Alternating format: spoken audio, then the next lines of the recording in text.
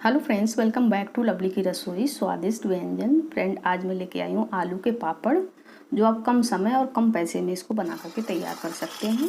तो आपने देखा होगा ज़्यादातर पापड़ होली पे बनाया जाता है, लेकिन ये पापड़ ऐसा है आप कभी भी इसको बनाकर इस्तेमाल कर सकते हैं और आप स्टोर करके रख सकते हैं। जब भी आप फास्ट वगैरह करते हैं तो भी इस पापड़ को खा सकते हैं। तो चलिए देर ना करते हुए बनाना करते हैं शुरू इसको। तो फ्रेंड, इधर मैंने ले लिया है आलू। तो 2 आलू मैंने लिया था और उसका छिलका सभी हटा दिया। हटाने के बाद इसको हमने कपड़े से पोंछ लिया था। तो चलिए अब इस आलू को हम काट लेते हैं। तो अमूमन घर में जो भी महिलाएं होती हैं तो अक्सर कोई ना कोई फास्ट रहता है हफ्ते में।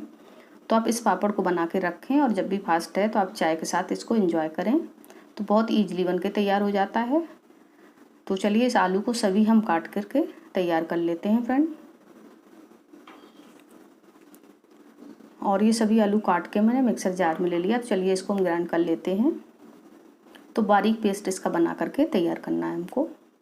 तो इधर ये हमारा पेस्ट बन करके फ्रेंड तैयार हो गया है।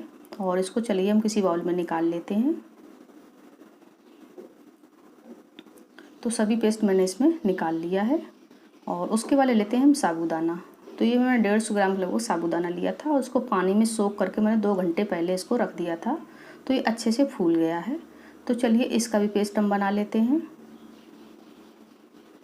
तो इसका भी बारीक पेस्ट हमको बना करके तैयार करना है। तो ये भी पेस्ट हमारा बन गया। तो आलू वाले बैटर में मैंने इसको भी डाल दिया है। तो सभी इसी में हम निकाल लेते हैं इसको। तो बहुत ही सॉफ्ट ये पापड़ फ्रेंड बनता है। तो आप बनाएंगे तभी आप कहेंगे कि कैसा पापड़, मतलब इतना टेस्टी और स्वादिष्ट और बहुत ही ईजिली बनने वाला। तो इसको मैंने बिल्कुल मिक्स कर लिया अच्छे से। और इधर मैंने गैस पे रख लिया है ये भगोना। तो इसको आप हमेशा जब भी आप कोई भी भगोना कोई भी बर्तन लें जिसमें आप पकाएं इसको, तो मोटी तली का होना चाहिए, नहीं तो ये नीचे पकड़ जाएगा। तो मैंने मोटी तली का भगोना लिया है। तो इसी में इस बैटर को डाल दिया। और अब इसमें हम डाल देते हैं पानी। तो जितना मैंने साबूदाना लिया था उसी का हम 4 गुना इसमें पानी डालेंगे। तो 1 कटोरी हमारा साबूदाना था, तो मैंने 4 कटोरी इसमें पानी डाल दिया है। तो मेजरमेंट परफेक्ट है। तो आप इसी मेजरमेंट से बनाएं इसको। तो चलिए अब इसको हम बराबर चलाते रहेंगे और गैस का फ्लेम हमको मीडियम रखना है। मीडियम पे ही इसको हम पकाएंगे, तो हाई नहीं करना है, नीचे से ये जलने लगता है। और इसको इसी तरह से हम चलाते हुए फ्रेंड पकाते रहेंगे। तो देखिए अच्छे से ये पकने लगा है। जब ये परफेक्ट पक जाएगा तो फ्रेंड बिल्कुल ट्रांसपेरेंट हो जाएगा। तो देखिए अच्छे से ये पकने लगा है, लेकिन अभी परफेक्ट पका नहीं है, इसको भी और पकाना है हमको। तो इसी तरह से हम इसको पकाएंगे तो बिल्कुल एकदम से ट्रांसपेरेंट हो जाएगा, आर पार आप देख सकते हैं इससे। तो इस तरह से ये हो जाएगा। चलिए इसको हम और पका लेते हैं और इसमें डाल देते हैं व्रत वाला नमक। तो अगर आप व्रत के लिए बना रहे हैं तो व्रत वाला नमक डालें, नहीं तो इसमें कोई भी मसाला आप नमक मिर्चा जो भी खाते हैं इस्तेमाल करते हैं डाल सकते हैं। लेकिन मैं यहाँ पे व्रत वाला बनाऊँगी तो इसलिए मैं नमक के अलावा कुछ भी नहीं इसमें डालूँगी। तो इसी तरह से हम इसको पका लेते हैं फ्रेंड। नमक डालने के बाद भी मैंने पका लिया। तो देखिए काफ़ी अच्छे से ये थोड़ा थोड़ा थिक होने लगा है। तो थोड़ा सा और थिक करना है हमको पकाते हुए इसको। तो ये परफेक्ट पक जाएगा, उसके बाद हम गैस को बंद करेंगे। तो देखिए काफ़ी अच्छे से ये पक गया है। और चलिए अब यहाँ पे हम गैस को कर देते हैं फ्रेंड बंद। तो मैंने गैस को बंद कर दिया। थोड़ा सा हम इसको ठंडा होने देते हैं और ठंडा होने के बाद हम पापड़ बनाना शुरू करेंगे। तो इधर मैंने पॉलीथीन छत पे बिछा ली है और उसमें थोड़ा सा हल्का हल्का तेल का हाथ लगा दिया है। तो चलिए पापड़ को हम बनाना शुरू करेंगे। तो फ्रेंड इस तरह से हम एक एक पापड़ बना करके तैयार करेंगे। तो आप एक जगह पे थोड़ा सा, मतलब 1/4 चम्मच आप डालेंगे तो पापड़ अपना खुद ही शेप ले लेगा। तो देखिए गोल गोल पापड़ मैंने सभी इस तरह से बना करके तैयार कर लिए हैं। तो आप चाहें तो इसको पंखे में सुखा सकते हैं, लेकिन मैंने छत पे धूप में डाला है। तो ये लगभग 1.5-2 दिन में तैयार हो जाएगा अच्छे से। तो इसको सूखने देते हैं, फिर आपको हम 1 दिन के बाद, 1 डे के बाद आपको इसको हम दिखाते हैं। तो देखिए 24 घंटे हो गए थे पापड़ को। तो ये पन्नी से अपने आप ही अलग होने लगा है। तो सूखने के बाद इसी तरह से अलग हो जाता है। तो सभी पापड़ को हम निकाल लेते हैं इसको।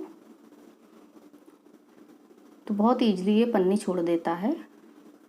तो देखिए इस तरह से पापड़ मैंने सभी निकाल के तैयार कर लिए हैं। तो देखिए इस तरह से ये पापड़ निकल के आ गए हैं। तो इसको 1 दिन और हम धूप दिखाएंगे।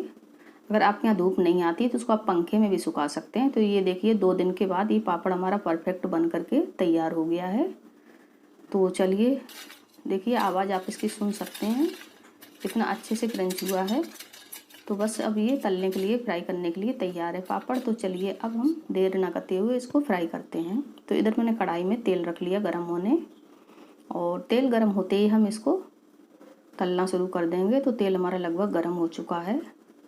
तो फ्रेंड चलिए अब इसको हम फ्राई कर लेते हैं। तो इस तरह से हम पापड़ डालेंगे, चाहें तो आप एक एक करके फ्राई करें, लेकिन हम दोनों तरह से आपको फ्राई करके दिखाएंगे। तो इस तरह से मैंने 4 से 5 पापड़ डाल दिए हैं और ये अच्छे से फूलने लगे हैं। तो बहुत अच्छे से क्रंच हो जाते हैं ये। तो देखिए अच्छे से ये फ्राई हो गए हैं। अब चलिए हम झारे में इसको निकालेंगे। तो ये झारे में हम निकाल लेते हैं ताकि जितना भी एक्स्ट्रा ऑयल है सभी ये कढ़ाई में चला जाए। और मैंने इतना पापड़ तो इस तरह से तल लिया है, तो देख सकते हैं आप। और चलिए अब दूसरे तरह से हम और तलते हैं इसको। तो हम सिंगल पीस डाल के इसको तलेंगे। तो देखिए जब सिंगल पीस डाल के तलते हैं तो ये पापड़ बिल्कुल गोल में जिस तरह से बना है उस तरह से हो जाता है, और हम ज़्यादा डाल देते हैं तो पापड़ ये टेढ़ा मेढ़ा हो जाता है। तो इस तरह से भी आप तलें, अगर आपको सिंगल में मतलब तलना है, गोल गोल ही चाहिए है, तो देखिए इस तरह से ये तलते जाइए एक एक करके पापड़। और मैंने ये इतना पापड़ तल के तैयार कर लिया, तो आप देख सकते हैं। तो इसी तरह से मैंने एक एक करके बाकी पापड़ तला है। तो बिल्कुल गोल गोल पापड़ हमारा बन करके तैयार हुआ है। और इसी तरह से मैंने ये पापड़ बिल्कुल परफेक्ट बना करके तैयार कर लिया। तो आप देख सकते हैं कलर बिल्कुल वाइट है। तो कुछ थोड़ा सा मतलब डार्क कलर हो गया था पापड़ का, और कुछ वाइट थे। तो आप इसकी आवाज़ भी सुन सकते हैं कितना क्रंच बना है। तो बहुत ही बढ़िया पापड़ बन करके हमारा तैयार हो गया है फ्रेंड।